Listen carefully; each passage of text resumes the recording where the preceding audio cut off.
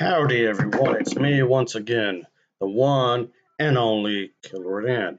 And today, as you can see, I'm still continuing my Disney movie marathon, where I'll be talking about the movies, of course, the TV shows, merchandising, I don't know, whatever the case may be. So, okay. So, again, this will be yet another response video type of thing, which, yes, I realize that I've done like a truck ton of these.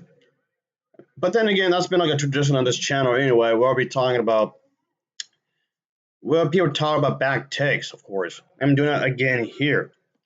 And of course, even if the review or whatever you call it, even if it's positive, it can still be wrong. That's the thing. It can still be wrong. And I'll be referring to the plug-in TV show, whom I spoke about quite a few times there. I've called them the softies, okay, because they pretty much live in a bubble. Anyway, they'll have a take on Frozen, the first one, and just wow, okay. Anyway, am I using this as an excuse to talk about princesses? Perhaps, but still, it's just like a little review they have done. Well, somebody from that thing is because, like I said before, they have a website, of course. As in, they have their own little podcast kind of thing, and they have their own YouTube channel. So this is coming from their YouTube channel. One of the people who's on there is talking about the film. So let's get into it, shall we? So here we go, I reckon. And yes, of course, they have these Christian values and whatnot, what it means to be a part of the family. And the only way you can have a good life, a good functional life, is to have the family structure. And the only way you can have a good life if you believe in God. That's a lie right there. Let me just get my cake right here. That's a bunch of bullshit. Like I said, let's get into it, I guess. Whatever. Man. Well, that's not loud. Summer in the city of Arendelle. It couldn't be warmer. It couldn't be sunnier. But that's about to change. Forever. In the animated Disney film Frozen, the Kingdom of Arendelle has two princesses. No. Elsa's the queen, and Anna is the princess. If you want to be like super technical, I know. Both of them technically started off as princesses, but remember earlier on that their parents died, so the kingdom can't be left without a ruler, obviously. So Elsa, being the oldest one of the two sisters, she gets elected as the queen. Sisters Elsa and Anna. God damn it, it's Anna. Why do they always get that wrong? God. Elsa's the oldest, and from birth she's had this gift, or curse. Again, you live in the bit out. Yes, at first it was viewed as a curse, but it was later on where it was accepted. Even the townspeople couldn't understand her. Everything she touches freezes solid. Shouldn't it be like everything she touches is frozen solid? So a bit of a grammar thing going on. Okay, that's nitpicking, I know, but no. You also left out the part where she actually hits her sister, the younger sister, and her memory has been tweaked up to some extent so that she won't remember what happened. It used to be fun. As a kid, she would turn the palace ballroom into a gigantic icebox for she and Anna to play in. It's Anna. Keep mispronouncing her name. Good God Almighty. Lick my ass, you donkey. But one day, Elsa accidentally zapped Anna in the head. Again, it's Anna. And funny how in the clip she's showing right there happens towards the end of the movie, but what she's referring to happens earlier on. So for those who don't know any better, they're going to be really confused. So a bit misleading there if you ask me, but whatever. Come on, who was your editor in this video? Christ, how did you mess that up? Anyway, can I just get this over with? This video of hers isn't very long at all, really. Head with one of her frigid blasts. It was then that Elsa realized that You're skipping on some details again. The parents took them to the trolls, explained what was going on because the parents knew the trolls can be trusted.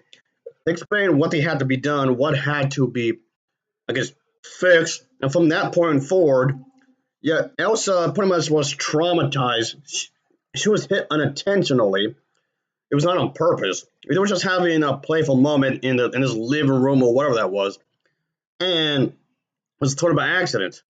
And also skipped on the detail where uh, Anna was jumping on these ice things faster than Elsa was making them. So Anna was being really impatient, and in a panic, Elsa strikes, whatever, Anna with the ice blast thing by mistake. And because of this, from this point forward, Elsa was really anxious, of course, and she doesn't want to hurt anybody again. So again, there's quite a bit of detail living out here. She must lock herself away where she won't hurt anyone else.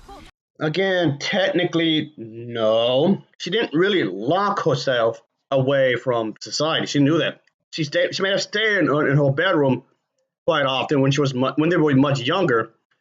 But they still went out to have activities. They still did what families would do. It's just that Elsa was just extra cautious because of what had occurred. So it's not like she was just in the bedroom like 24/7 up until a lot later. That doesn't make any sense. It's not until the death of their parents years later that Elsa pulls herself out of hiding. Again, no. It was an important time of their lives where she gets to become the Queen of Arendelle. And yeah, her sister, Anna, was really happy about this. She realized what kind of a day it was. She doesn't really, of course, she realizes later, but she doesn't realize right away as to why Queen Elsa was being really close to us emotionally and in multiple ways. Elsa is the type of person that doesn't want to get involved emotionally or anything like that, whereas the Anna is the exact opposite. She's more like a tomboy character-ish in a lot of ways, and she's like full of cheer and excitement, whereas Queen Elsa is the exact opposite. She's the new queen after all. But her powers have grown over the years, and during the coronation celebration, she accidentally casts the entire kingdom. Oh, for crying out loud! You're leaving information out again and again and again. That happened because of the fact that Anna brought over a man, Prince Hans to be exact, and the thing is that she wanted to marry him right in there, the day they just met. And then the whole thing with the 8 brothers or whatever. It was technically 12 brothers from Han. Well, someone has a big family. Here? Absolutely. Anna. Oh, we can invite all 12 of your brothers. Whatever. And what gets addressed to Elsa when they went to the castle. And of course, Anna gets mad at her older sister because her older sister was all. No, whatever you have to say, you can say to both of us. Fine. You can't marry a man you just met. And then from that point onward, where they start arguing because of this, they get really frustrated because she didn't like the fact that she was rejected with this whole marriage proposal. And it was at this point where Anna just pretty much took out that glove, and because out of fear, out of anxiety, unintentionally again, Elsa releases one of those ice blast things, and everybody starts freaking out. Again, there's a lot that he's glancing over. Into a perpetual wintry state. Arendelle. It's completely frozen. After Elsa runs to the hills, it's up to Anna to put together the right team to help find her. Oh my god! You're skipping on a lot of stuff again. No. Her intent was not to go and get this ragtag team kind of a thing. That was never the intention. She was originally going to do that on her own. She was going to go to the castle by herself, to talk to Elsa by herself, and have a conversation by herself, and have this whole journey by herself with her horse by herself, if you don't count the horse, I guess. But her priorities changed because she found this person, she found, Olaf and all that on the way there. Kind of like how in Wizard of Oz, Dorothy just bumped into this character, that character, and they just joined in her adventure, even though that was not the original intent. It happens. It becomes a part of the adventure.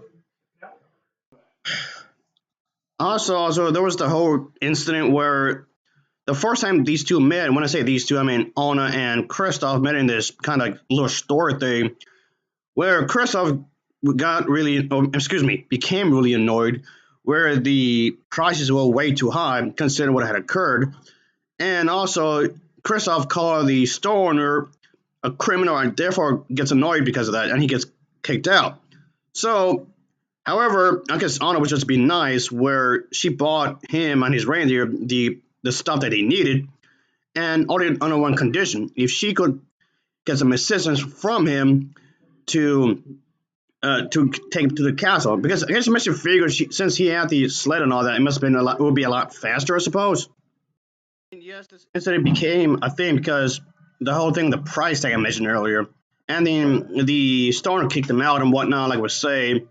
But Princess Anna, I guess, must have felt bad because I guess she didn't like what had occurred, and then she eventually got the items for him that he was requesting, despite it being too much.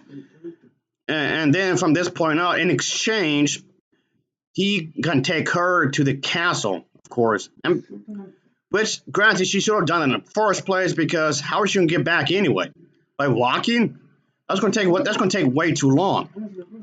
And yeah, you can't just assume that someone's going to help you out like that. But still, though, maybe she was just being too anxious, of course, which could explain the poor decision making in a lot of ways. That's a character flaw, and I believe that was intentional, because not even princes can be perfect, which is fine it makes him realistic. This entire thing comes up really impulsive on her part, and it shows. And to support this a bit further is that, granted, there was the whole bit where they were getting chased by these wolves, and the little sled thing that Kristoff had ended up getting destroyed. Then from that point on, she again feels kind of bad, and she just says that, yeah, your next sled your new sled will be granted. Even though, again, she doesn't have the authority to do that. So, I mean, yeah, she's a princess, but that's the thing. She's a princess, not a queen, nor a queen. So, while she does have some political influence, and she can have orders, but only to a limited extent. So, this just tells me that she was banking on the fact that Queen Elsa would do her that favor for her, which is unreasonable on Anna's part, because Kristoff and Queen Elsa have not met each other by this point. So it's not guaranteed that Queen Elsa would have done it for her. So it just I mean, okay. Again, I'm trying to explain a lot of stuff here because the lady in the video is doing a poor job at it. Okay, I know I'm on this part lived for too long. I'm trying to be really thorough here. Hey, it's not my fault. It's the lady's fault for not being detailed here. I mean, this kind of makes Anna kind of a prick in this part, because Elsa is not obligated to give him that sled. What if she does not grant that wish for him? What then? The deal was between these two characters, not Queen Elsa. She doesn't. Technically, she doesn't have to do it, even though he went on his own to help her out. Sure, but I mean, granted, you could do an entire video on like an essay video on the ethic behind this, but it just tells me that she's a very impulsive individual. And find a way to thaw this icy situation. Let's go! And technically, while there was a version of Olaf earlier on, but the more, I guess, lively version of the character appeared a lot later in the film, right before they enter the castle. So you got that bit wrong. Bring back summer! Man, am I out of shape. On a positive note, this is a film that underscores the power of love. Okay, what do you mean exactly? What do you mean? That's vague. Do you mean between two sisters, sure, like a platonic love, okay, I can buy that. And this time around, mostly the love of two sisters. Platonic love, to be more exact, but care enough to elaborate here? But there's plenty of sacrificial love on display here. Sacrificial? Again, what do you mean? Care to explain? Too. The film also points out that we should try to accept and help people who are different from us. That's funny coming from you because, case in point. Look, it follows very closely. Yeah. There are a couple additional scenes. I mean, there's some small deviations, but it's almost a beat for beat live action remake. Yeah. And, you know, it's got Emma Watson in it. It's got Emma Watson in it. Hermione fans everywhere are thrilled to death, right? Well, and she's just a charming actress. She is. Really is. She's perfect for this role. In Beauty and the Beast, the original, the 1991 version, is probably one of the most beloved Disney cartoons ever, right? Yeah. Don't you think? And this, I think, takes everything that's good about it and, you know, takes it up a couple notches. Yeah. There's just a lot about love, redemption, sacrifice, putting others' needs above your own. It's terrific, and for all of those reasons, it makes this controversy that much more just, why did they have to do that? Yeah, so now we got to get into the asterisk. So Yes. As we know, probably you are aware out there that there's been a lot of controversy over some, primarily what a director sort of led us to believe going into this movie. Okay, aside from the fact that I don't like remakes, okay? I do not like remakes at all. I do believe every single remake in existence is terrible just because it's a remake. I'm not saying that because this has a gay moment. It's just a terrible movie. But okay, there was this whole controversy thing even before the film's release.